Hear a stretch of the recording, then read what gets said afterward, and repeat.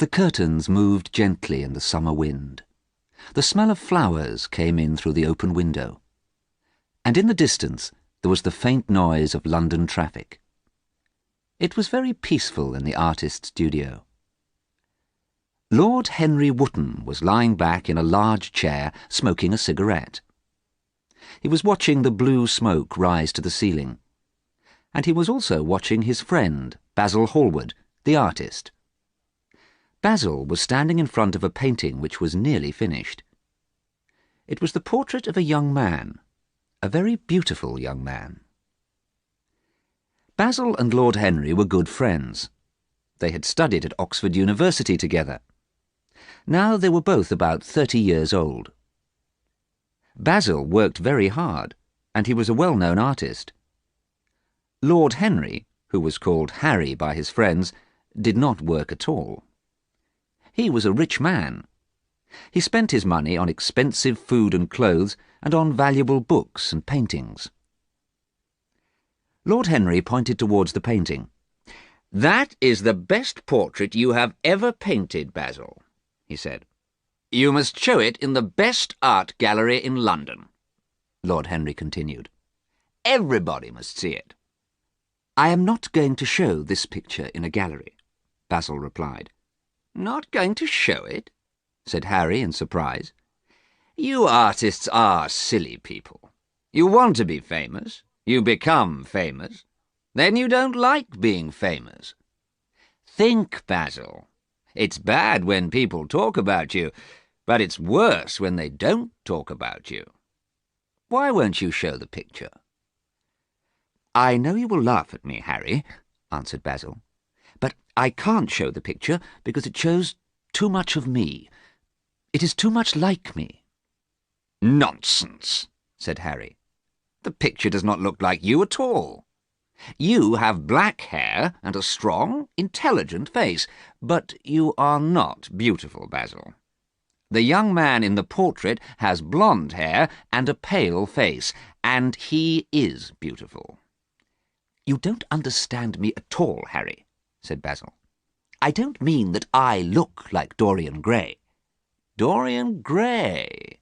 Is that the young man's name?" "Yes, that is his name. I didn't want to tell you." Basil stopped talking and went out of the door into the garden. Harry laughed and followed him.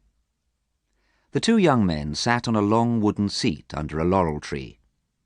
The summer wind moved through the shiny leaves. Harry looked at his watch. "I shall have to go soon, Basil," he said. "But first, I want an answer to my question." "What question?" asked Basil.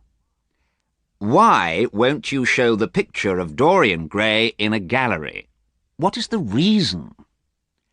"I told you the reason," said Basil. "It is too much like me." "But what do you mean?" asked Harry. "I'm an artist," said Basil. "An artist paints pictures of other people, but I believe that an artist shows his own feelings in every picture he paints.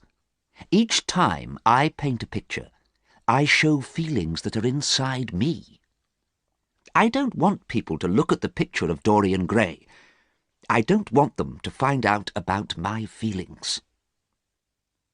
Basil stopped speaking. Harry bent down and picked a small white flower from the grass. "And what are your feelings, Basil? Tell me," he said. He looked closely at the tiny flower. At last Basil spoke again. "I met Dorian at a party. It was Lady Brandon's party, and a lot of people were there. Dorian and I saw each other at the same time. I felt afraid, but I don't know why. Then I felt that this person was very important to me. I felt that I had known him for a long time. Somebody introduced Dorian to me. Somebody made a joke, and we both laughed. Suddenly Dorian and I were friends." "Well, laughter is the best beginning for a friendship," said Harry. "And it's the best ending for a friendship, too." "Harry, you are never serious," said Basil. "Dorian is my closest friend. I see him every day. He is the most important thing in my life. He is more important to me than my work. I thought your work was the most important thing in your life, Basil, said Harry. It is important, but I need Dorian. I'm a better artist now that I know Dorian. Do you remember that picture of the landscape, the woods and fields? Everybody thought it was my best painting. Do you know why it was good? It was good because Dorian was there. He saw me paint it. Dorian has the power to make me a better artist. But I don't want him to know this. I don't want anybody to know. So I can't show the painting in a gallery. It shows too much of me. It's too much like me. I think you're wrong, Basil, said Harry. Poets put their feelings into their poems, and they make money. So artists must put their feelings into their pictures. Then they can make money too. Then Harry thought of something else. You will get tired of this beautiful young man, he said. One day his beauty will disappear, and Dorian Gray won't be interesting any more. No, Harry, that is not true. Don't talk like that, said Basil. Dorian's beauty is not important to me. Dorian himself is important to me. Dorian Gray must be an interesting young man, said Harry. I want to meet him. I don't want you to meet him, replied Basil quickly. You don't want me to meet him? No. Suddenly Basil's servant came out into the garden. Mr. Dorian Gray is here, sir. He is in the studio, he said. I will have to meet Dorian now, said Harry, laughing. Please tell Mr. Gray that I am coming, said Basil to the servant. Then Basil turned to Harry. He was upset, and he spoke slowly to Harry. Please be careful, Harry, he said. Dorian is beautiful and very young. You are never serious, and you say strange things.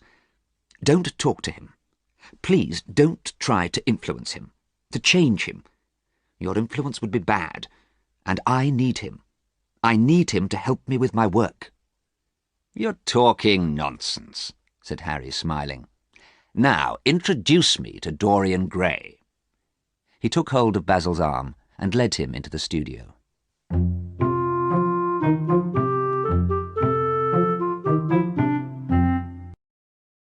The picture sequence from the cinema has finished. You can look at it once more if you want. The young man was sitting at the piano when Basil and Harry came into the studio. He was turned away from them, looking at a book of music. But he heard Basil's footsteps. Dorian spoke immediately. "Oh, Basil," he said, "do you have to work today? I don't want you to paint me today. I don't want a life-size portrait of myself." Then he turned and saw Harry. He stopped speaking. His face became red. "Oh, I didn't know you had a visitor." "Dorian," said Basil, "this is Lord Henry Wotton, a good friend of mine. We went to university together. I have told him that you like my painting of you, and now he won't believe me." "Nonsense, Basil," said Harry. "I'm very pleased to meet you, Mr. Gray." Harry and Dorian shook hands. Harry looked at Dorian Gray. Harry and Basil were both about 30 years old. Dorian was much younger.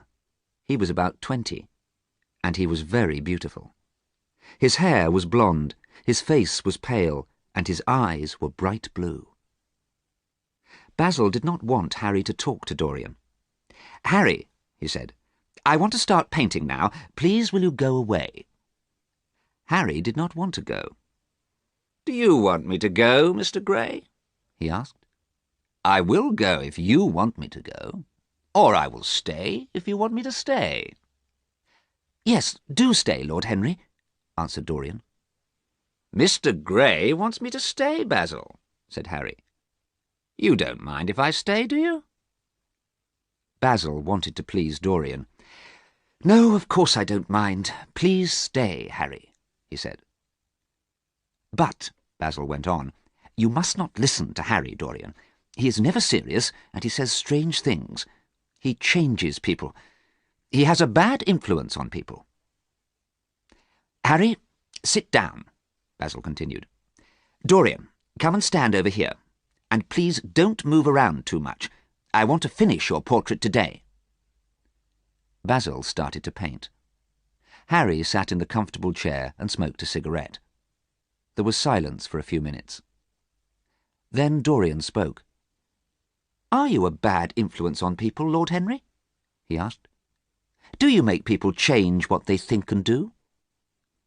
"I cannot be a bad influence or a good influence," replied Harry, "because all influence is bad. It is bad to change a person. It is bad to give a person your thoughts and ideas." "Why?" asked Dorian. "Everybody is different from everybody else," answered Harry. "You must not influence a person. You must not make a person the same as yourself. You must live your own life. You must do everything that you want to do. You must enjoy life, the good things and the evil things. You must not worry about what other people think." Dorian was confused. Harry was wrong to say these things, but Harry was clever. He had a thin face and clever dark eyes. He had a beautiful slow voice. Dorian liked listening to Harry speaking. Dorian had never met anyone like Harry before. Harry did not speak again for a few minutes. He touched his small pointed beard and he watched Dorian. Harry knew Dorian was thinking about the things he had said. Basil continued painting. He had not listened to Harry talking. Suddenly, Dorian spoke. "Basil, I'm tired of standing here," he said. "I'm too hot. I want to go out into the garden." "Oh, Dorian, I'm sorry," replied Basil. "When I am painting, I think of nothing else. Yes, you can go into the garden. Harry, you go with Dorian. I'll go on painting." Harry and Dorian went out into the garden. Dorian was thinking about the things Harry had said. "Come and sit under the laurel tree," said Harry. "You must not get burned by the sun." So they sat on the long wooden seat. Dorian looked at the man who was sitting beside him. Harry was much older and cleverer than he was. "Why mustn't I get sunburned?" Dorian asked. "Your skin is pale. You mustn't get sunburned because you must take care of your beauty," said Harry. "You are young and you are beautiful, and youth is very valuable." Dorian looked at Harry's long white hands and listened to Harry's beautiful slow voice.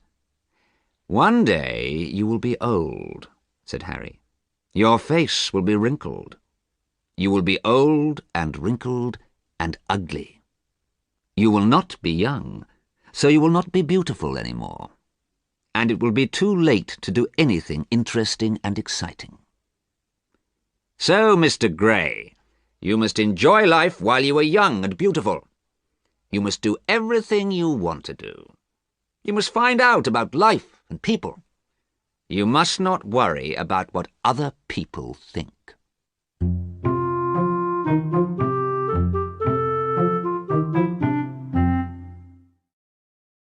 The picture sequence from the cinema has finished. You can look at it once more if you want. Suddenly they heard Basil's voice. He sounded happy. "I'm waiting," he called. "Come back into the studio so I can continue painting. I'm painting very well today." Dorian stood without speaking while Basil painted. Harry sat in the armchair. The room was very quiet. The curtains moved gently, and there was the sweet smell of flowers. After a quarter of an hour, Basil stopped painting. He looked at Dorian for a long time. Then, for a long time, he looked at the picture. "It is finished at last," he cried. Then he picked up a paintbrush. He wrote his name in large red letters at the bottom of the picture. Harry walked across the studio to look at the picture. It was a wonderful painting, and it looked exactly like Dorian. "Congratulations, Basil," said Harry. "It is the best portrait I have ever seen. Dorian, come and look at yourself." Dorian stood in front of the painting and looked at it. At first he was pleased. He smiled at the painting. He smiled because he saw that he was a beautiful young man. Then Dorian stopped smiling. Suddenly he remembered what Harry had said in the garden. Dorian Gray was young and beautiful now, but soon he would be old and wrinkled and ugly. He would not have blonde hair or bright blue eyes. No one would want to look at him then. Silently, Dorian stood in front of his picture. Basil did not understand why the young man was silent. Basil was confused. "Don't you like the picture?" he asked. "Of course he likes it," said Harry. "It's a wonderful painting. I want to buy it, Basil. I must buy it." "No, Harry," replied Basil. "I can't sell it. The picture belongs to Dorian. I have given it to him." "Dorian is very lucky," said Harry. Then Dorian spoke. "It's very sad," he whispered. "I shall grow old and wrinkled and ugly, but this picture will always be young. This picture will never be older than it is today. I wish that I could always be young. I wish that the picture could grow old instead of me.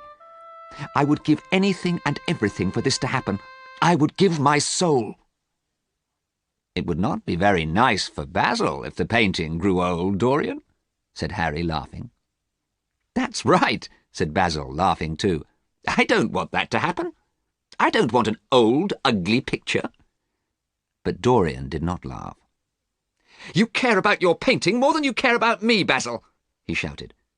"You care about me now because I am young and beautiful. When I am old and ugly, you won't care about me any more." "It's not fair that the picture will always be beautiful," Dorian said. "I hate the picture. It will be young when I am old." Dorian ran to the big armchair. He laid his head on his arms and cried. "Harry," said Basil angrily, "this has happened because of you. This is your fault. I asked you not to talk to Dorian." Harry shook his head. "No, Basil, it's not my fault. Dorian is learning about life."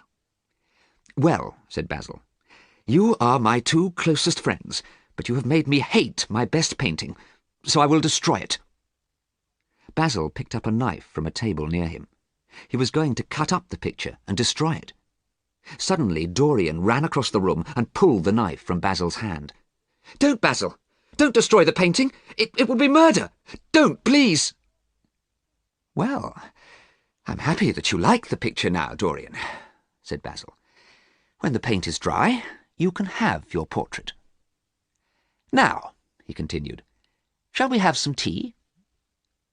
Basil rang a bell, and soon his servant brought the tea. The three friends drank their tea quietly. Then Harry spoke. "Let's go to the theatre this evening," he said. "I don't think I want to go to the theatre," answered Basil. "I would very much like to go to the theatre with you, Lord Henry," said Dorian quickly. "Don't go, Dorian," said Basil. "Stay here and have dinner with me." "I can't, Basil. I want to go to the theatre with Lord Henry," said Dorian. Harry listened and smiled. He knew Dorian would go with him.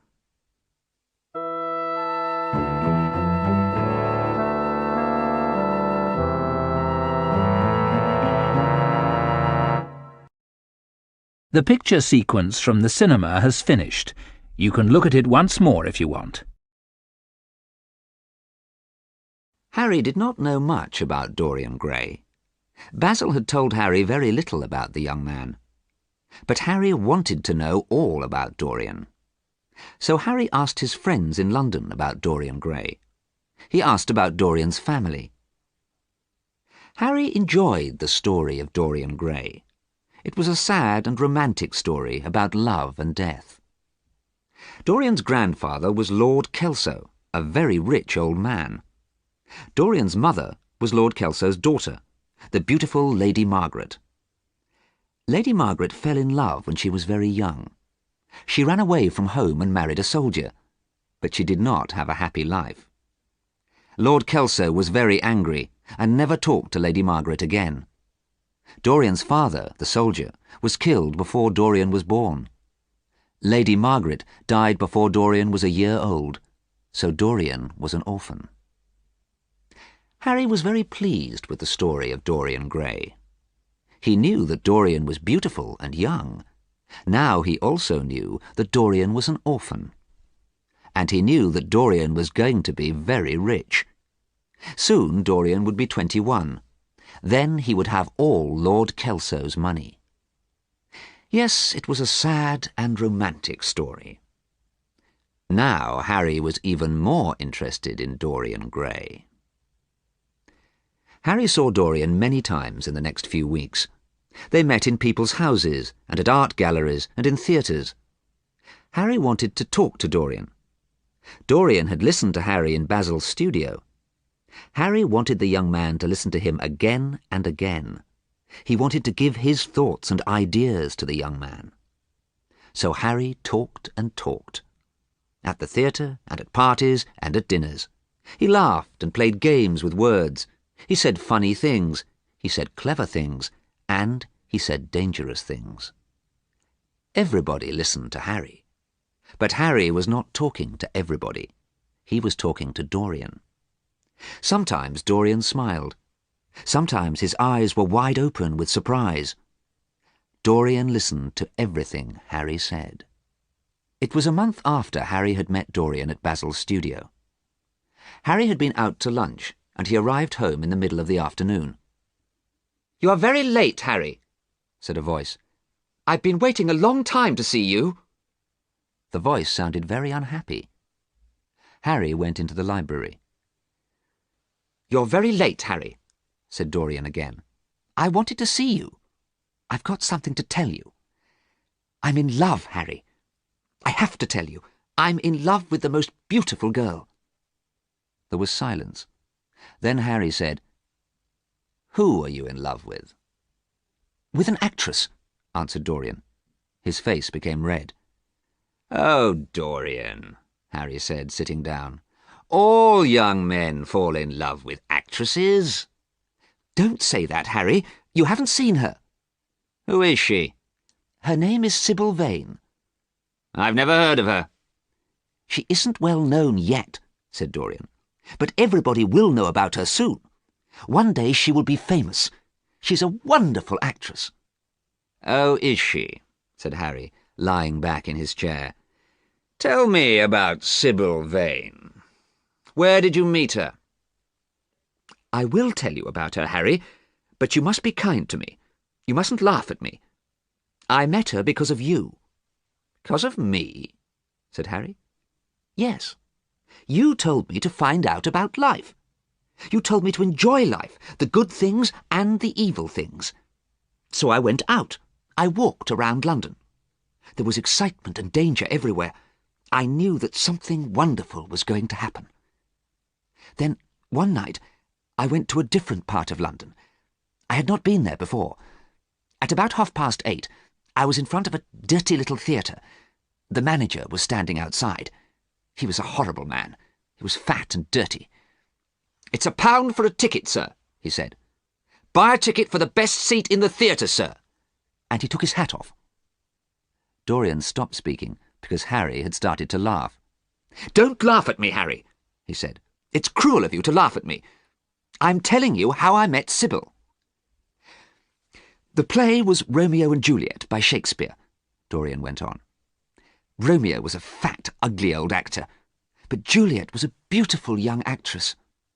She was about 17 years old. Her hair was dark brown.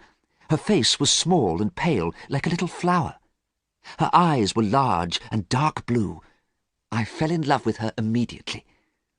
I have been to that theatre every night for 3 weeks. I have seen Sybil act in lots of different plays. She is a wonderful actress. Why didn't you tell me about actresses?" "Because everybody falls in love with actresses, Dorian," said Harry. "You are cruel, Harry. I wish I had not told you about Sybil." "You had to tell me about Sybil," answered Harry. "You will always tell me everything that you do. Now tell me more." "Oh, Harry," said Dorian, "Sybil is wonderful. She calls me Prince Charming." Harry laughed, but he was pleased. Dorian had been a quiet, frightened boy when they met at Basil's studio. Now he was growing into a man and learning about life. "Harry, I want you to see Sybil. I want you to see her act in Romeo and Juliet." "Very well, Dorian. I shall come tomorrow, and I shall bring Basil too."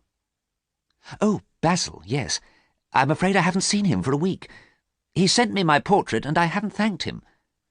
I do like the picture, Harry, Dorian continued. I am pleased with it.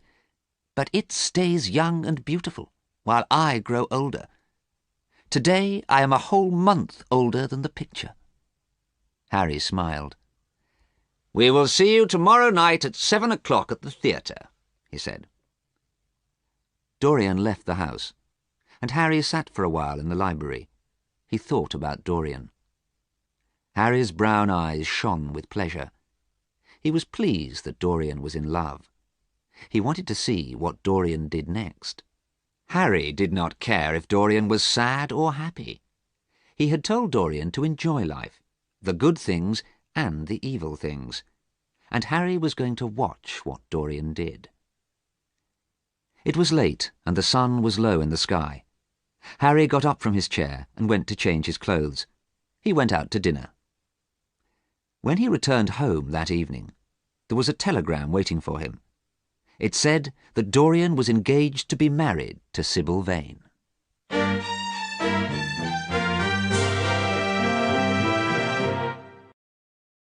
The picture sequence from the cinema has finished. You can look at it once more if you want. Mother, I'm so happy, whispered Sybil Vane. I'm very, very happy, and I hope you are happy too. Mrs. Vane did not look very happy. She was a small, thin woman who always looked tired. There was a lot of makeup on her face and on her dry, thin mouth. "Oh, Sybil," she said, "you mustn't think about the young man who comes to the theatre. You must think about your acting. Mr. Isaacs will be angry if you don't act well. He has given us a lot of money, and you mustn't make a theatre manager angry." I don't like Mr. Isaacs, Mother, and I don't care about money, replied Sybil. I'm in love with Prince Charming. "Sybil, Mr. Isaacs gave us £50 to pay our bills and buy clothes for James. You love James? You love your brother, don't you?" said Mrs. Vane. Yes, of course I do, replied Sybil. But we have Prince Charming now. He will help us. We don't need Mr. Isaacs. Sybil Vane lived with her mother and brother, James. They lived in London. But they lived in a small house in the north of London, a long way from Harry's large, expensive house. It was the day after Sybil had become engaged to Dorian. Sybil and her mother were talking in their small living room. "Sybil," said her mother, "you are too young to fall in love. We don't know anything about this young man. I'm very worried about you. And you know James is going away tomorrow. I'm worried about James too. James is going away to Australia, and you have fallen in love. What am I going to do?" At that moment the door opened, and James Vane came into the room. He was 16 years old, and he did not look like his sister. Sybil was small and beautiful with shining brown hair. James was large, with big hands and feet. His hair was dull and dark. He smiled at Sybil. "Let's go for a walk," he said. "I want to talk to you." Sybil went to get her coat, and James spoke to his mother. "I'm worried about Sybil," he said. "I'm worried about the young man who comes to see her every night at the theatre." "Don't worry, James," Mrs. Vane replied. "Young men often fall in love with actresses." "But you don't know his name," said James angrily. "Mother, you must take care of Sybil." Sybil and James went for a walk in Hyde Park. The park was busy. There were lots of people. There were people walking and people sitting in carriages pulled by horses. Sybil was happy. "I think you will have a wonderful life in Australia, James. I think you will become rich. I think—" She stopped speaking because James was not listening to her. "Who is the young man who comes to see you?" he asked. "Who is he? You don't know his name, do you?" "I call him Prince Charming, and I love him. I will love him forever. You don't know his name, James said again angrily. He is a rich young man, and he will not marry you. He will— Oh, look! Look, there he is! He's in that carriage! Sybil shouted. She pointed across the park at a carriage. James looked across the park, but at that moment another carriage suddenly passed in front of the brother and sister. James never saw Prince Charming. Oh dear, said Sybil. I wanted you to see him.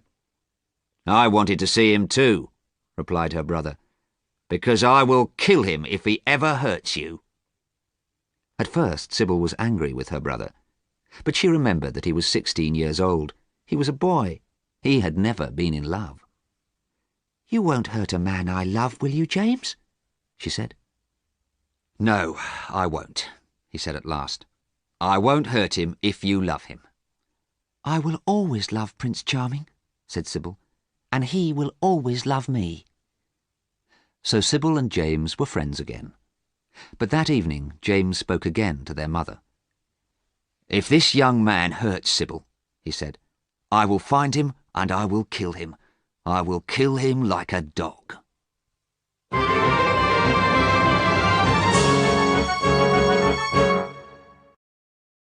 The picture sequence from the cinema has finished. You can look at it once more if you want. The same evening, Harry, Basil and Dorian went to the theatre. Basil was unhappy that Dorian was going to marry an actress, but he could see that Dorian was happy. Mr. Isaacs, the theatre manager, met the three friends outside the dirty little theatre. Dorian thought he was a horrible man, but Harry liked him. Inside the theatre, it was very hot and the lights were bright. There was an orchestra playing some music very badly. Lots of young men and women were laughing and shouting at each other. Harry looked around the dirty, noisy theatre. What a strange place to meet the person you love, he said unkindly. But Basil spoke kindly to Dorian. Yes, it is a strange place, he said, but I'm pleased you came here. Sybil has made you very happy. Oh, yes, said Dorian. I'm sorry the orchestra is so bad, he added, but soon you will see Sybil. A few minutes later, the play started, and very soon things started to go wrong. Sybil Vane was very lovely, but she acted very badly. Tonight she was a terrible actress. The audience started to shout at the actors. Some people left the theatre. The manager looked very angry. Basil and Harry did not want to watch the play, and Dorian's face became very pale. Harry picked up his coat and stood up. She is very beautiful, Dorian, he said, but she can't act. Let's go. I'm sorry I asked you to come with me, said Dorian. Perhaps Sybil is ill, Basil said kindly. We'll come again another time. No, replied Dorian. She's not ill. Last night she was a great actress. Tonight she is a very bad actress. She is a very ordinary person. Don't talk like that, cried Basil. She is the girl you love. Come with us, Dorian. Let's go. But Dorian would not leave the theatre. Go away and leave me here, he said. I want to be alone. Basil and Harry left the theatre. The play became worse and worse. Most of the people left the theatre and went home. When the play ended, Dorian went to see Sybil. He went to her room behind the stage. He was very unhappy and angry. He had told Harry and Basil that Sybil was a great actress. They had come to see her, and tonight she had been a terrible actress. But when Dorian saw Sybil, she looked pleased. She spoke to him happily. Oh, my dear, I acted very badly tonight. Before I met you, I was a good actress. I pretended to be in love when I acted the part of Juliet. Now I don't need to act. I am in love. I don't want to act again. Isn't it wonderful? You must take me away from the theatre. We must go away together. But Dorian did not look at her. He ran to a big armchair. He sat down and put his head on his arms. You have killed my love for you, he whispered. I thought you were a great actress. You acted the parts of beautiful women. I loved you because you were clever and exciting. Now you are boring and stupid." "You don't mean this, do you?" whispered Sybil. "My God, I was stupid to love you," said Dorian. "Oh, tell me that you love me," cried Sybil. "Kiss me. I will do anything for you. I will act again. I will be a good actress for you." Sybil fell to the floor, and she lay there crying. Dorian looked at her for a moment. Then he spoke. "I am going now," he said quietly. "I don't want to be unkind to you, but I don't want to see you again." Dorian left the theatre, and Sybil lay on the floor crying.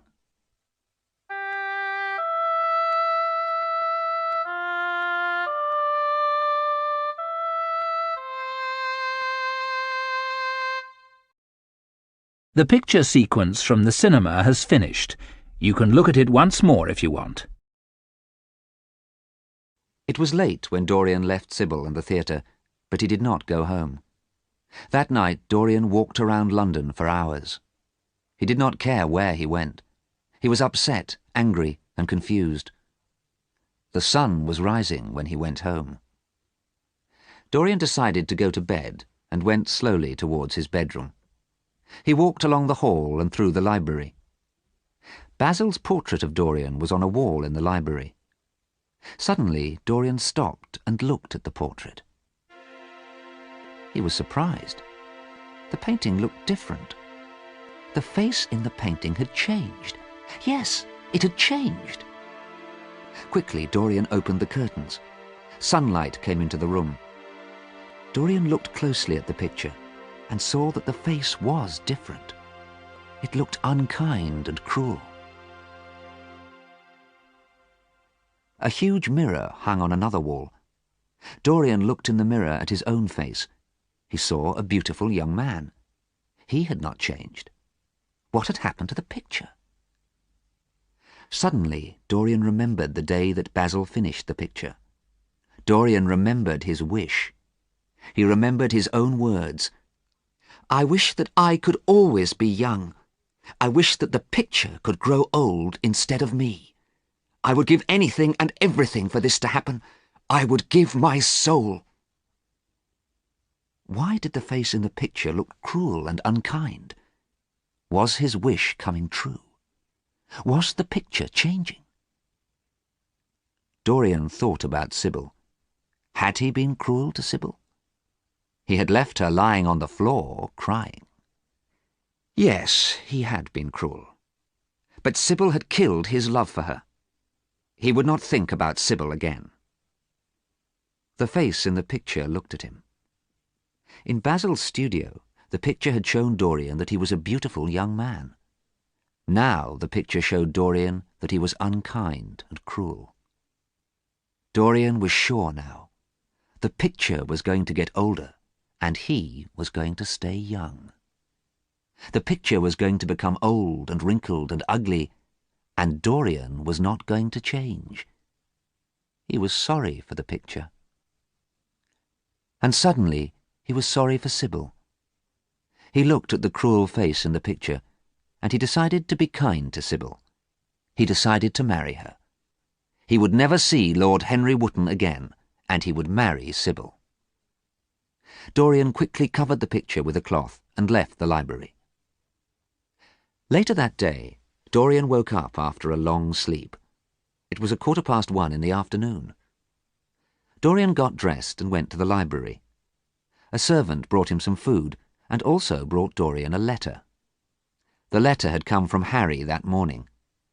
Dorian looked at the envelope for a long time, then decided not to open it. He was never going to see Harry again. Then Dorian looked at the cloth which was covering the portrait. Had the picture changed? At first, Dorian did not want to look at the picture again. Then he thought about Basil. What was he going to say to Basil? Perhaps Basil would want to see the picture again. So Dorian locked the door of the library and slowly pulled the cloth off the picture. The face on the picture looked unkind and cruel. It had changed. Dorian was horrified. Dorian was frightened too. He had wished that he could stay young. He had wished that the picture could grow old. His wish was coming true. But the picture was showing Dorian that he was evil. He decided again to be kind to Sybil. He decided again to marry her. Then the picture would show that he was good and kind. Dorian went to a table, sat down, and started to write. He wrote to Sybil. He wrote her a wonderful love letter. He said he was sorry. He asked her to marry him. When he had finished the letter, Dorian felt happy again.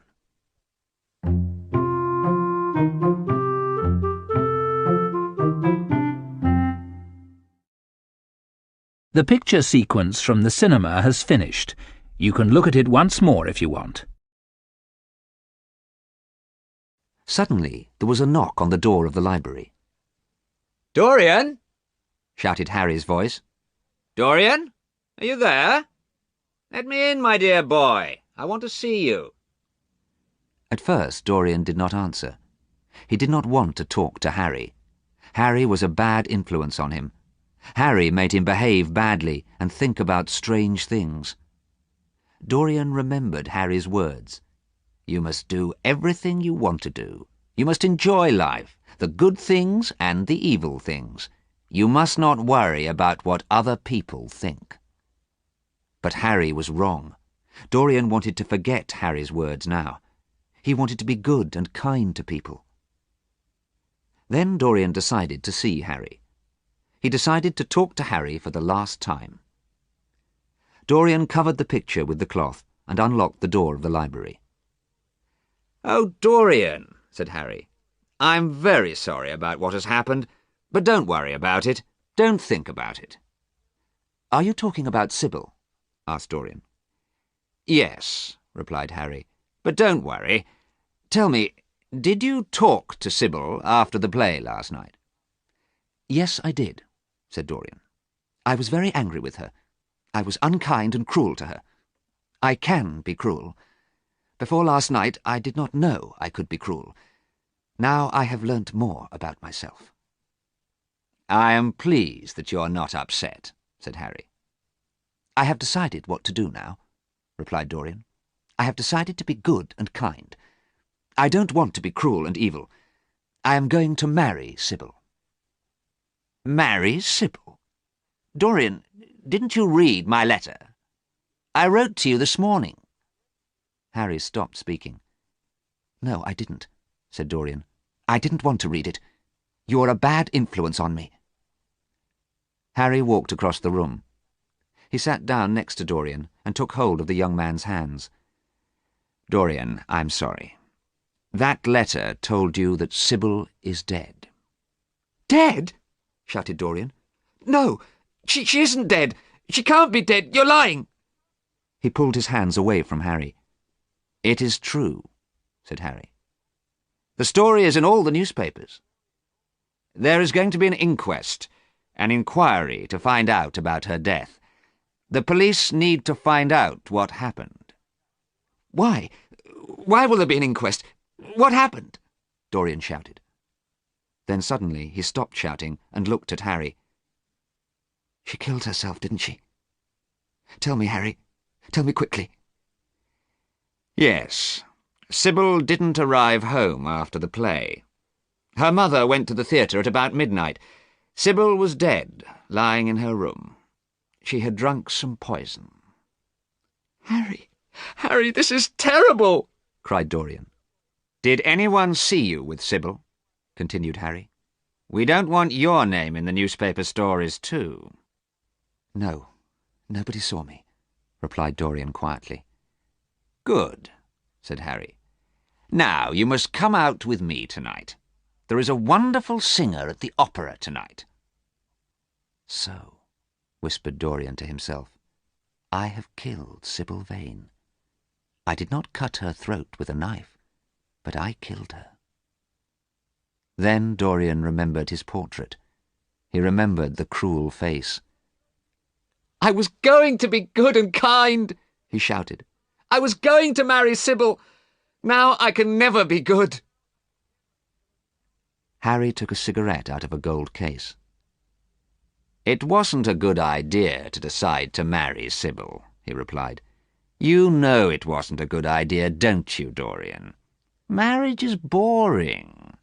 Marriage doesn't make you a good person." "Perhaps you are right," said Dorian. "I don't want to cry. Sybil's death has been an interesting experience. I have learnt about myself. Now we do not need to talk about it again. I will meet you at the opera tonight." Harry left the library, and Dorian went straight to the portrait. He quickly pulled away the cloth. The face was cruel and unkind. He knew the face had changed because of Sybil's death.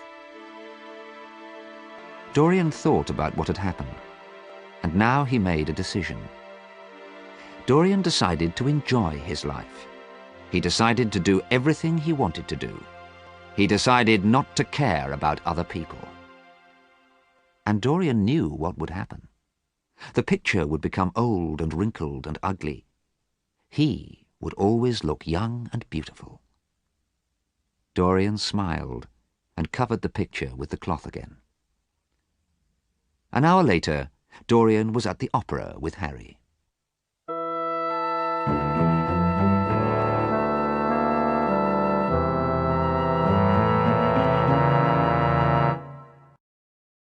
The picture sequence from the cinema has finished.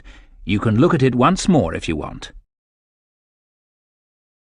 The next morning, Dorian ate his breakfast in the library as usual. A servant came in while he was eating.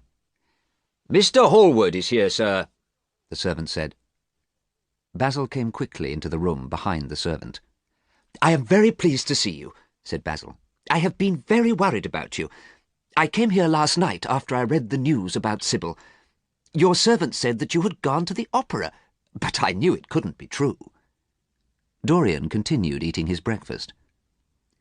"I thought you had gone to visit Sybil's family," Basil went on. "I didn't know where you were." "My dear Basil," said Dorian, "I was at the opera, of course." Dorian sounded very bored. "I had a nice evening. Now don't talk about boring subjects, and don't talk about the past." "That is a terrible thing to say," said Basil. "The girl you love is dead, and you tell me you had a nice evening? Yesterday is not the past. Yesterday is a few hours ago." "Stupid, boring people cannot forget the past quickly," answered Dorian angrily. "But I have forgotten it already." "The boy whose picture I painted was gentle and kind," said Basil sadly. "You have changed, Dorian. It is Harry's fault." "Oh, Basil," said Dorian, "you have come too late. Yesterday, when Harry told me Sybil had killed herself—" "Perhaps Sybil didn't mean to kill herself," said Basil. "Perhaps it was an accident." "She wanted to kill herself," answered Dorian. "It wasn't a boring, ordinary accident. Sybil's death was exciting and wonderful. She died of love for me." "Oh, no," said Basil quietly. Dorian went on speaking. "I was sad, Basil. I was sad yesterday at about 5:30. Now I'm not sad, so you don't need to worry about me. Be pleased that I'm not sad." Basil sighed. He decided to say nothing else about Sybil. "I would like to paint another portrait of you," said Basil. "No!" shouted Dorian. "No, that's impossible. You can't."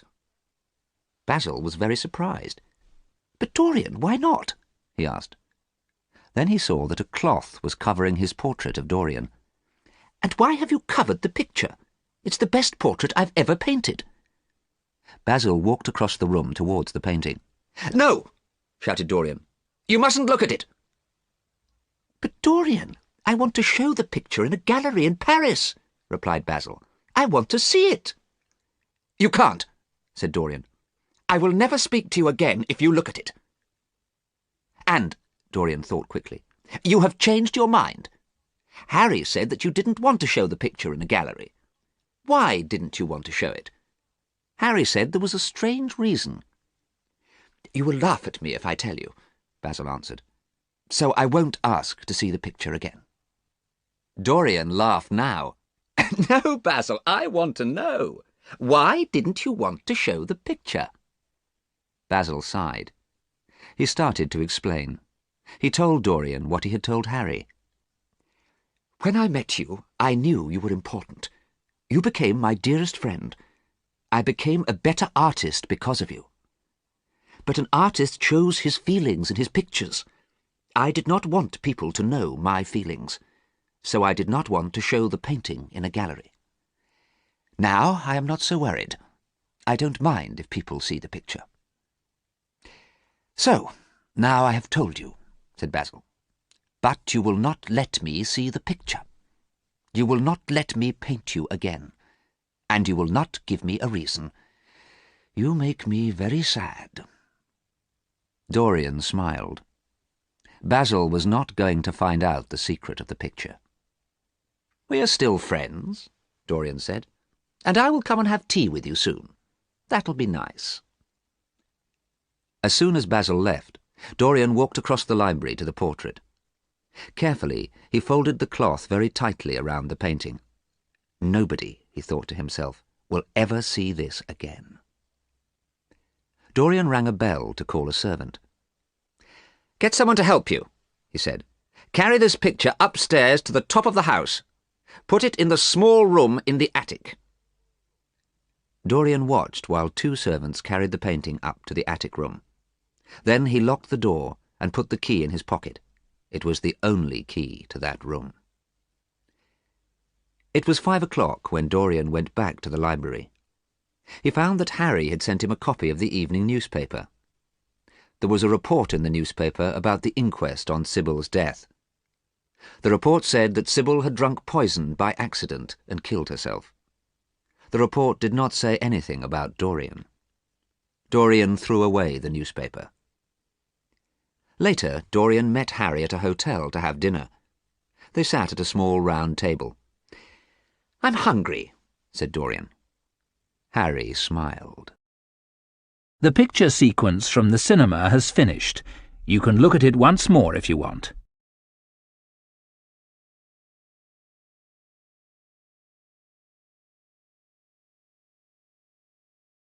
It was a night in November, and it was the night before Dorian's 38th birthday.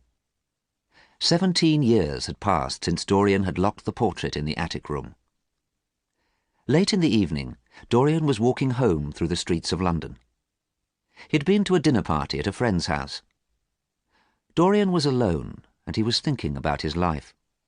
He was thinking about the last 17 years. For many years, people had heard strange and terrible things about Dorian Gray, but they did not believe these things. When he was 20, Dorian had been a beautiful young man. Now he was 38, and he was still a beautiful young man. People thought he must be good and kind. People were wrong. The strange and terrible things were true. Dorian was unkind and cruel. Dorian spent time in strange places, and he knew evil men. But only Dorian knew the secret of the picture. He often went up to the attic room. He unlocked the room and stood in front of the picture for hours. The face of the man in the picture was ugly and wrinkled. The face was getting older and older, and it was very, very evil. The picture showed the evil inside Dorian Gray. It showed the evil in his soul. Often Dorian looked at the picture, then looked in a mirror. He laughed when he saw his face in the mirror. It was young and beautiful. Dorian's wish had come true. Dorian was thinking. He had been happy for many years. He had enjoyed his life. He had not cared about other people. Dorian had done the things Harry had told him to do. Dorian was a rich man. He bought a house in the country. He bought valuable pictures and fine books, and he bought beautiful furniture. He wore beautiful clothes and expensive jewellery. He always wore many rings on his fingers. But now Dorian was worried. He was worried because he was not happy any longer. Some people would not speak to him now. Some people would leave a room when he entered it. Some people told stories about the strange life of Dorian Gray. and Dorian was worried that somebody would find out the truth. He was worried that somebody would see the portrait. Then everybody would find out that the stories were true. They would find out that he was an evil man. Dorian was hurrying home to see his portrait now. Often he left dinner parties early and hurried home to see his portrait. Sometimes he went on holiday, then hurried home to see his portrait. It was 11 o'clock, and it was a foggy night. Dorian saw very few people as he walked home. He had nearly reached his house when a man walked past him. The man was walking very fast and carrying a suitcase. Dorian recognized the man. It was Basil Hallward. Dorian did not want to talk to Basil, so he walked more quickly. But suddenly he heard Basil's voice. "Dorian! Dorian! I'm pleased to see you." Dorian had to stop and turn round. "I've been to your house," continued Basil. "I wanted to see you before I went to Paris. I am leaving on the midnight train, and I wanted to talk to you before I went. I'm going to the station now. You walked straight past me. Didn't you recognize me?" "It is impossible to recognize anyone in this thick fog," replied Dorian. "It's difficult to recognize my own house." "It's nice to see you, Basil," he went on. "But, aren't you going to miss your train?" "Oh, no, I can get to the station in 20 minutes, and I do want to talk to you," Basil replied. "I'm going to live in Paris for 6 months. I want to talk to you before I go." Dorian was not pleased to see Basil, but he invited him into the house. They went to the library. Dorian lay back in a large armchair. "I hope you don't want to be serious," he said. "I don't like serious things, Basil." "I'm sorry, Dorian," replied Basil quietly, "but it is serious." "What do you want to say?" cried Dorian. "I hope you don't want to talk about me. I'm tired of myself tonight. I want to be somebody else." But Basil did want to talk about Dorian. "People are saying terrible things about you, Dorian," he said. "I don't care," replied Dorian quickly. "It's interesting to hear terrible things about other people, but it's boring to hear terrible things about myself." "These terrible things must interest you," replied Basil. "You must care what other people say about you." "I don't believe anything that I hear about you," he continued. "I look at your beautiful face, and I know you are not an evil man. A man's face shows the evil that is inside him. I am an artist, and I know this." Dorian's face became very pale. He sat silently and stared at Basil.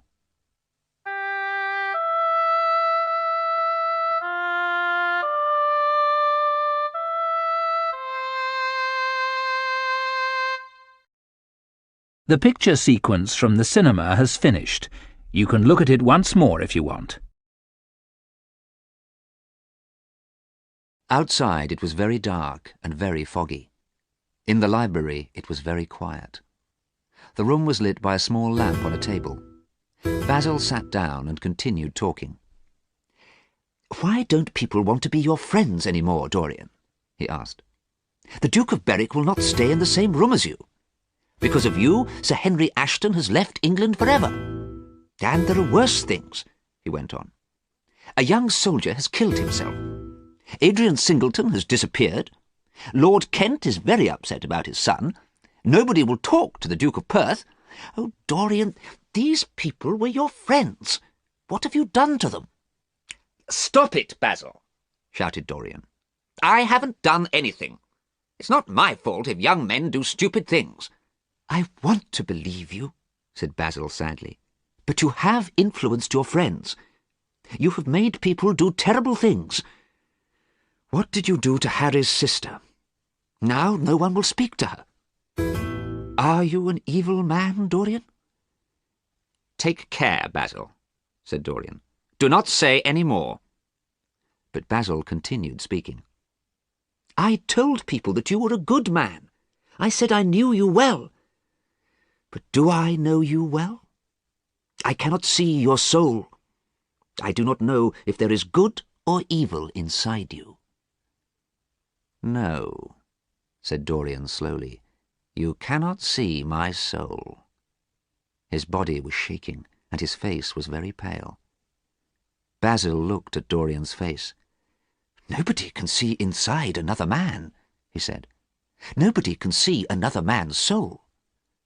Suddenly Dorian laughed. He gave a loud, unpleasant laugh. "Come with me, Basil," he said, picking up the lamp from the table. "You have said enough about my soul. Tonight you shall see it." Dorian led Basil upstairs towards the room in the attic.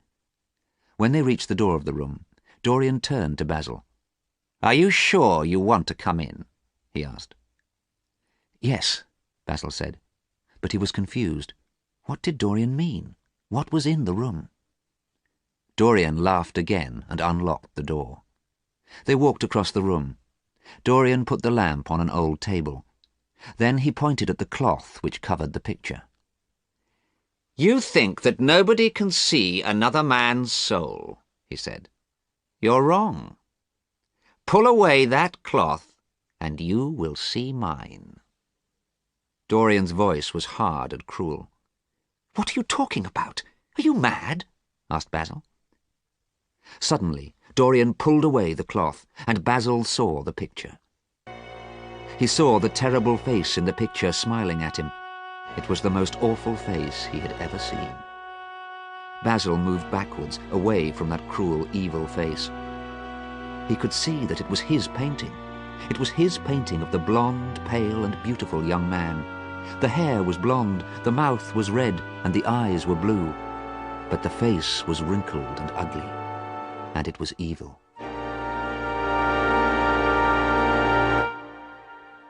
Dorian watched Basil.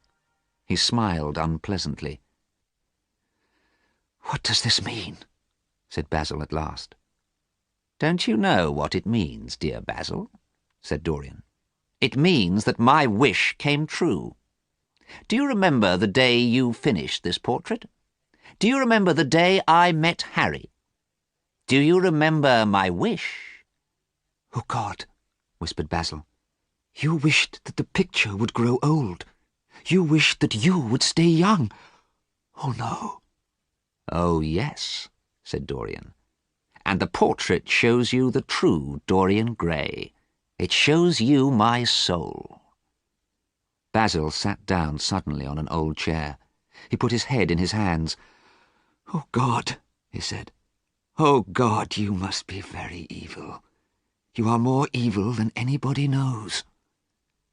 Basil fell forward so his head and arms were on the table. He did not want to look at the picture again. "We must pray, Dorian," he said. "It is not too late." "It is too late," replied Dorian. "It's much too late to pray." Then suddenly Dorian became angry. He became angry with Basil. It was Basil's fault. Basil had painted the picture. He hated Basil. Dorian looked at the terrible face in the picture. It was smiling at him, and it was evil. A knife was lying on the old table. Dorian picked up the knife and looked at Basil. Then he stabbed his friend with the knife. He pushed the knife into Basil's neck. Basil's head hit the table, and Dorian stabbed him again and again. Basil made a terrible sound. He tried to breathe, but he could not. Blood came from his mouth.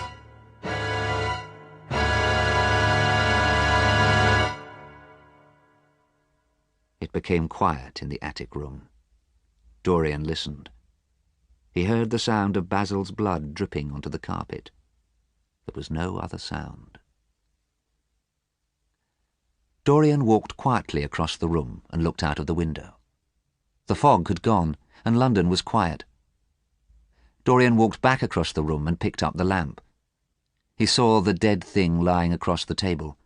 It was so quiet, and its hands were very white. Dorian left the room and locked the door behind him. He went back to the library. Dorian quickly put Basil's suitcase and coat in a cupboard. People were hanged for murder, hanged by the neck until they were dead. Dorian did not want to be hanged. What was he going to do? Nobody has seen me arrive home, Dorian thought. The servants are asleep, and Basil was going to go to Paris tonight. He was going to catch the midnight train. Dorian soon decided what to do. It was 2:05 in the morning. Quietly, Dorian left the house and shut the door behind him. Then he started to ring the doorbell. After 5 minutes, his servant Francis opened the door. "I'm sorry to wake you up," said Dorian, "but I forgot my front door key. What time is it?" 10 minutes past 2, sir," replied Francis, looking at the clock. "Oh dear, I'm very late," said Dorian. "Did anybody call while I was out?" "Yes, sir," replied Francis. "Mr. Hallward called. He waited for you until 11 o'clock, then he went away to catch a train." "Oh, I'm sorry I didn't see him. Did he leave a message?" "Yes, sir. He said he was going to Paris. He said he would write to you." "Thank you, Francis," said Dorian. "You can go to bed now." Dorian went back to the library. He had to think again. He walked up and down the room for a quarter of an hour. Then he picked up a book and looked through a list of addresses. At last he found the right address. Alan Campbell, 152 Hertford Street. Yes, Alan Campbell was the man he needed.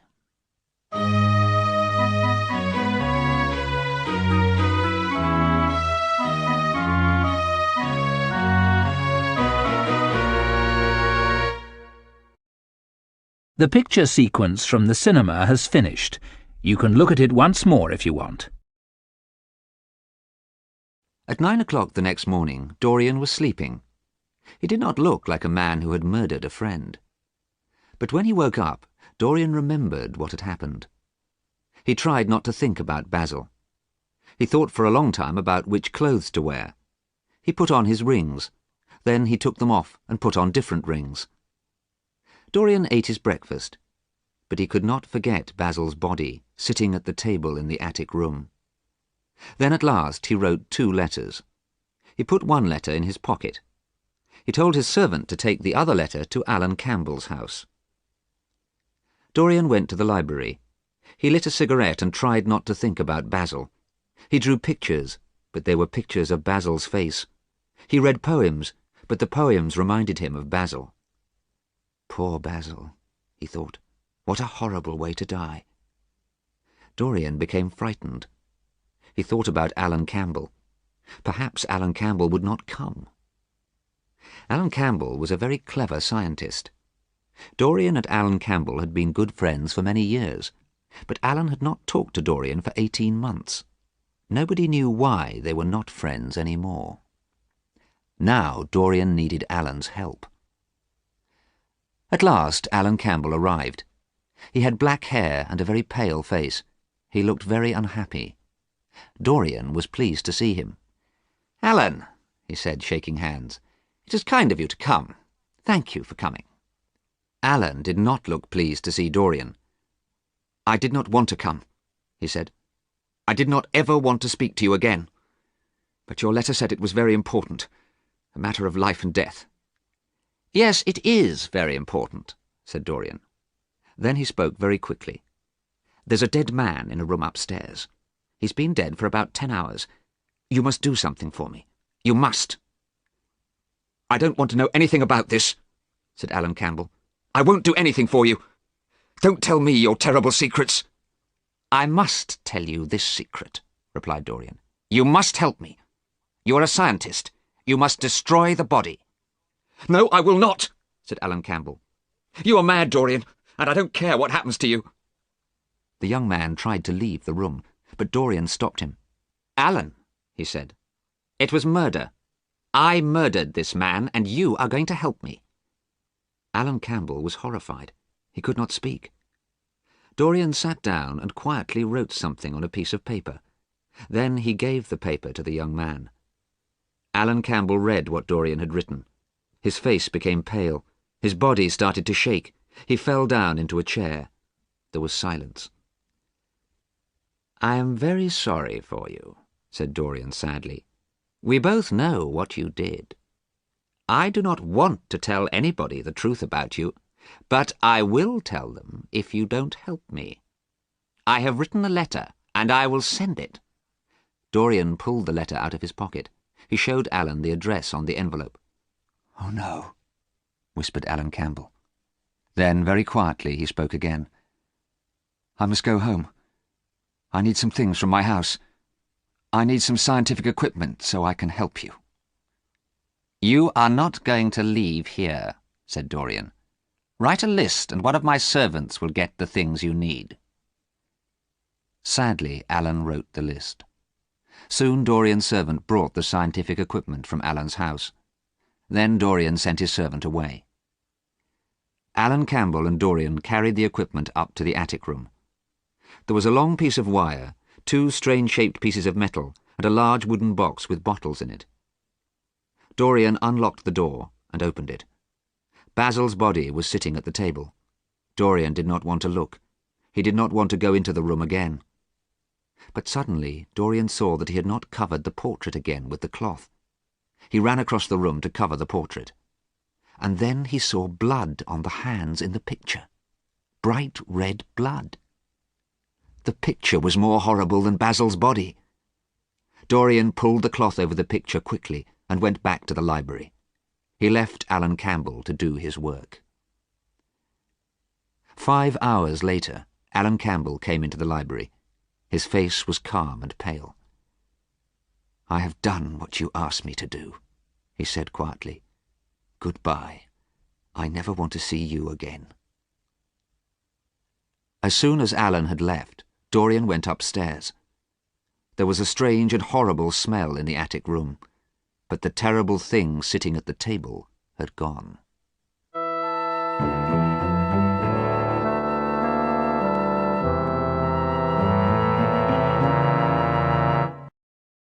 The picture sequence from the cinema has finished.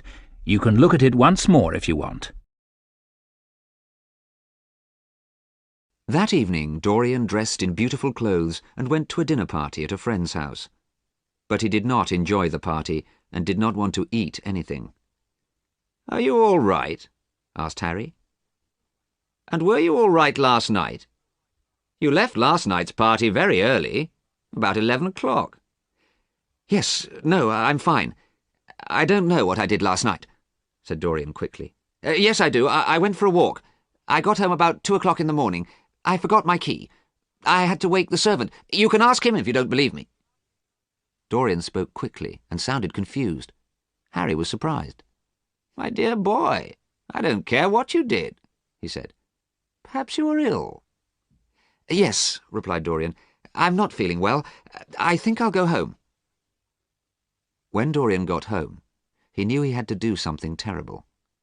He had to burn Basil's coat and suitcase, so that nobody would find out the truth about Basil's death. People thought Basil had gone to Paris. Nobody expected to see him for 6 months. The coat and suitcase smelt horrible when he burnt them. Dorian felt very unhappy. He wanted to leave the house and forget everything. At midnight, Dorian went out and found a cab. He told the cab driver quietly where he wanted to go. The man shook his head. He looked frightened. "It's too far. I can't go there at this time of night," he said. "Here's £1 for you," said Dorian, "and I'll give you another one if you drive fast." "All right, sir. We'll be there in an hour," said the driver. Then he made the horse pull the cab fast along the streets. The cab went east, towards the River Thames. It was another foggy, dark night in London. The light of street lamps shone through the fog. Cold rain began to fall. Men and women were walking home along the streets. Dorian heard screams and shouts and horrible laughter. He sat back on the seat of the cab, watching. He hated London. He hated life. He wanted to forget everything. He wanted opium, the drug that would make him forget. The cab drove on through dirty, poor parts of the city. Near the river, the fog disappeared. Dorian left the cab and walked towards the river. The moon was shining on the water. The ships on the river were big and black. The light from street lamps shone down onto the wet road. Soon he reached a small, dirty house. Inside the house it was dark. A dirty green curtain hung over a doorway. Dorian went through the doorway and into a long room. A few men were drinking. A sailor, half asleep, lay with his head on a table. 2 women were arguing. Dorian went through this room and up some stairs to another one. He could smell opium, and he smiled with pleasure. Now he could smoke some opium and forget everything. But then Dorian saw a young man smoking a pipe full of opium. Immediately Dorian recognized him. It was Adrian Singleton, who had been a friend of Dorian's. "Adrian Singleton has disappeared," Basil had said. But here was Adrian in an opium den. Dorian went quickly back to the first room. He did not want to see anyone he knew. He would go to another opium den. As he went back through the green curtain, a voice called after him. One of the women was shouting, "Look at him! There he is! Prince Charming!" Suddenly the sailor lifted his head from the table. "Don't talk to me!" shouted Dorian angrily to the woman, and he ran out of the house. Dorian turned a corner into a narrow, dark street. He was running to another opium den. He was trying to forget about Adrian Singleton. Suddenly a strong hand was round Dorian's neck. "Keep quiet, or I'll shoot you," said a voice. Dorian turned round and saw a gun pointing at his head. He saw a large man, a sailor. "Are you mad?" Dorian said. "What have I done to you?" "My sister is dead because of you," replied the sailor. "Sybil Vane killed herself, and now I'm going to kill you. I have looked for you for years, and tonight I heard the name she called you." Dorian was afraid. He looked at James Vane and could not move. This man was going to kill him. Then suddenly Dorian had an idea. "How long is it since your sister died?" he asked. 17 years. Why do you ask?" replied the man. "Look at me. Look at me by the light of a street lamp," said Dorian.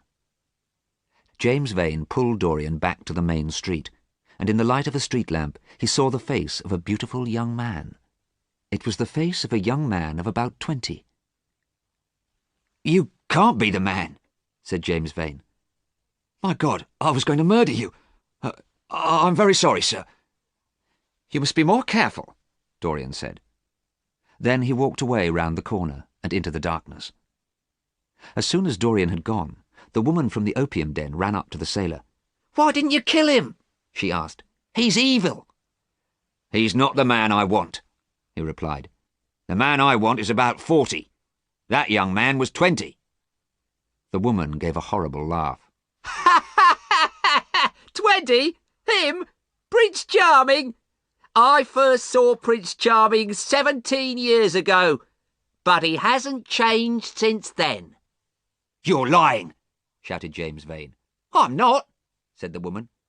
"He was a beautiful young man 17 years ago, and he hasn't changed since then. He's evil, that one."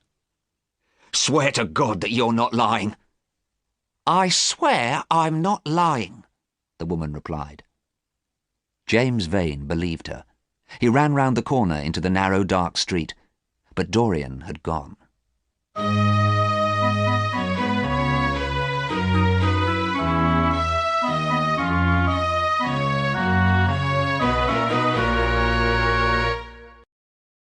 The picture sequence from the cinema has finished. You can look at it once more if you want. A week later, Dorian was at his house in the country. Many people had come to stay with him. They were rich people who enjoyed talking and eating and drinking. Dorian's guests also enjoyed shooting birds and animals. One evening, Dorian was with Harry and another friend, Lady Monmouth. Harry was laughing and saying clever things, as he usually did. Lady Monmouth was laughing and listening to Harry. Dorian was listening too. "I must leave you now," said Lady Monmouth. "I want to change my dress before we have dinner." "Let me get you some flowers. You can wear them on your dress," said Dorian, getting up from his chair and leaving the room. "Oh," said Lady Monmouth. "I hope he gets me flowers that will look right with the colour of my dress." "Let's follow him," replied Harry, "and you can tell him the colour of your dress." As they left the room, Harry and Lady Monmouth suddenly heard a crash. In the next room, they found Dorian. He was lying on the floor next to a window. He had fainted. Dorian soon opened his eyes, but his body was shaking and his face was very pale. "Are you ill, dear boy?" asked Harry. "You fainted. You must go and lie down." "No," said Dorian quickly. "I don't want to lie down. I don't want to be alone." So Dorian had dinner with his guests. He talked and laughed with them. He made jokes and told stories. But he was remembering the white face looking at him through the window. It had been the face of James Vane. The next day, Dorian would not leave his bedroom. He felt ill and he was frightened. He was frightened if he heard a noise or saw a door open. He remembered Sybil Vane. He remembered the murder of Basil. He remembered the face at the window. Dorian lay in bed, but he did not sleep. During the day, Harry went into Dorian's room and found Dorian crying. After 2 days, Dorian was not so frightened. James Vane could not know where he was. James Vane must be in London. He had imagined James Vane's face at the window. On the 3rd day, Dorian was feeling better. Some of his guests were going out to shoot birds, and Dorian decided to go too. It was a cold day, and the sun was shining. Dorian felt happy as he walked through the woods. Harry and Lady Monmouth walked beside him. Suddenly, one of the guests shot at something among the trees. There was a cry, the terrible cry of a man in pain. People shouted and ran towards the noise. Soon they pulled the body of a man out of the trees. Dorian watched in horror. Harry touched Dorian's arm. "I think we'd better stop shooting today," he said. "Oh, Harry, this is terrible, and something more terrible is going to happen. I know it," replied Dorian.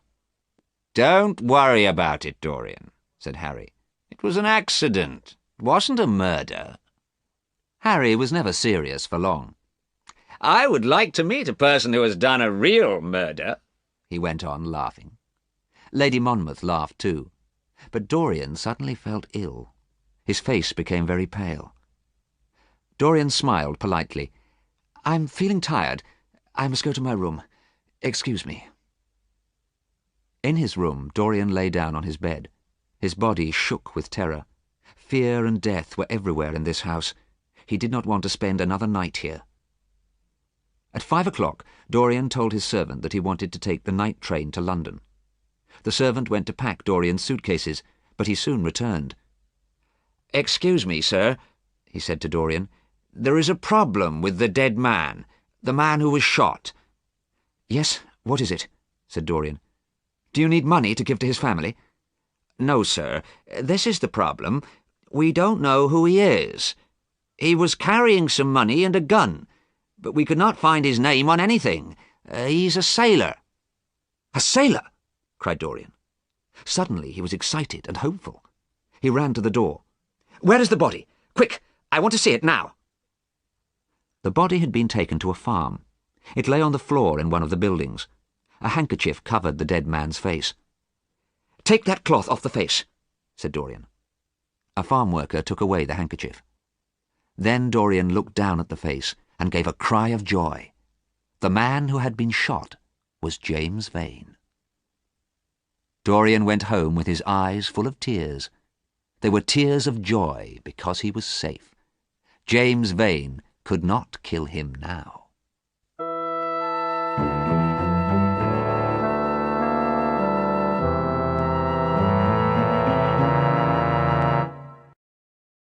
The picture sequence from the cinema has finished. You can look at it once more if you want. One evening in June, Dorian was visiting Harry. Harry and Dorian sat in Harry's library.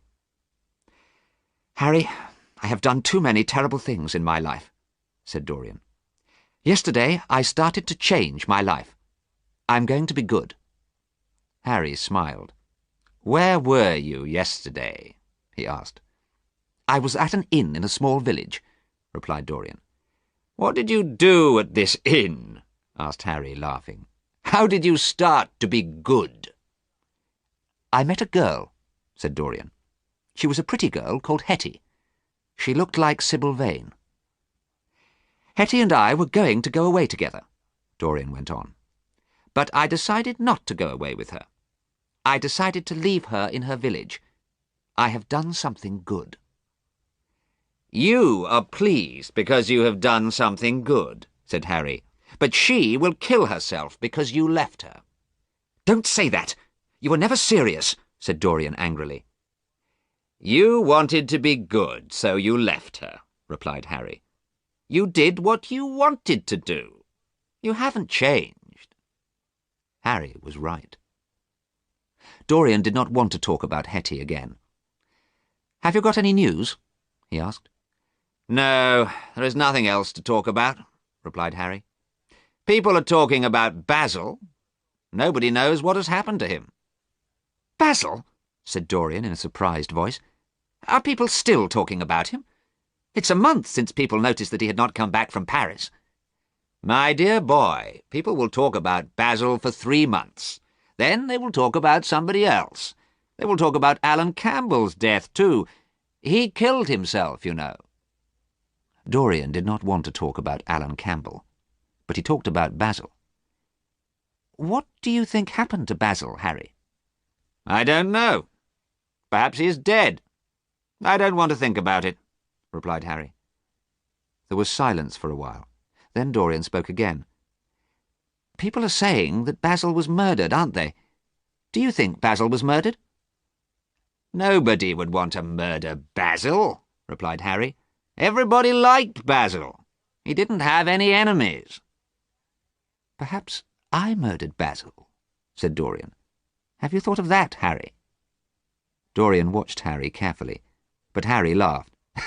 "You're talking nonsense, dear boy. You couldn't murder anybody." "Let's talk about something else," Harry continued. "Poor Basil isn't interesting any more. He hadn't painted a good picture for a long time. What happened to his picture of you, Dorian?" "Oh, I lost it," replied Dorian quickly.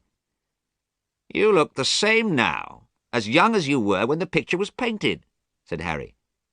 "Don't change your life. You have had a good life. You have done everything you wanted to do, and you have not changed at all." "I'm not the same as that young man," said Dorian. "I want to change. I want to be good." "Don't change," said Harry. "You're beautiful, and you are perfect. You and I will always be friends." As he left Harry's house, Dorian's face was very sad. It was a warm night. Dorian started to walk home from Harry's house. He walked past 2 young men and heard one of them whisper, "That's Dorian Gray." Dorian felt tired. He did not want people to recognize him. He did not want people to talk about him any longer. He did not want to hear his name. As he walked, Dorian thought about his life. Dorian suddenly wanted to be young again. He wanted to be the young man whose picture Basil had painted. Dorian was still thinking when he reached home. Perhaps it was not too late to change his life. He had been kind to Hetty. He had left her in her village. Perhaps he was starting to be good. Dorian went up to the attic room. He wanted to look at the picture. Perhaps the picture was changing again. Perhaps the picture was not so ugly now. Perhaps the cruel, evil face was changing and becoming kinder. But the face in the picture was the same. It was old and wrinkled and ugly. The eyes were cruel, the mouth was evil, the blood was still on the hands. When Dorian saw the picture, he knew the truth. He knew that he could never change. He would always be evil. There was a knife on the table in the attic room. He had used that knife to kill Basil. Dorian picked up the knife. It had killed Basil, and now it would kill his painting. Then nobody would ever know that Dorian Gray was an evil man. There was a loud crash and a cry. It was a loud and horrible cry which woke the servants. There were 2 men in the street outside, and they heard the cry too. "Whose house is this?" asked one of the men. "Dorian Gray's," replied the other man. The 2 men looked at each other in horror, then they quickly walked away. Inside the house it was now quiet. The door of the attic room was locked, but at last the frightened servants opened it. Inside the room they found a picture hanging on a wall. It was a picture of their master, Dorian Gray. He looked young and beautiful in the picture. He looked the same as he had always looked. On the floor, they found a man. He was ugly and old and wrinkled. His face was evil, and he was dead with a knife in his heart. At first, the servants did not know the man, but then they looked at the rings on his fingers, and they knew who it was.